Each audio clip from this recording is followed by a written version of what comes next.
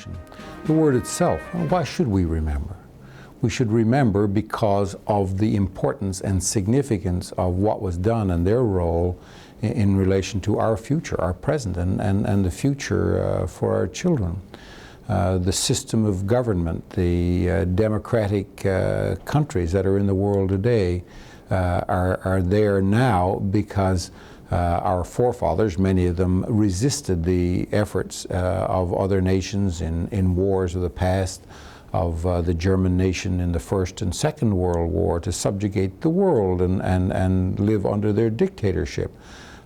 We have the freedom to run the kind of a country we do now because people were prepared to make the immense sacrifice that they did in order to preserve the kind of life that we wanted to build for the future.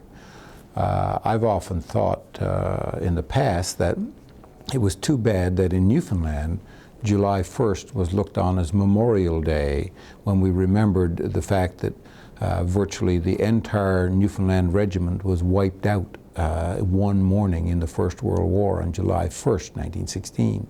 And I looked at it as too bad this happens July 1st when all the rest of the country is celebrating Canada Day. But in recent years, I've come to realize that there's not a more appropriate time. When we're celebrating the freedom and democracy and quality of life of the nation on July 1st, then perhaps is the real time to remember how we earned that, how we were able to preserve it, and how we've protected it for the future. It was with the contribution that hundreds of thousands of Canadian men and women made in the past. And that's why we should remember.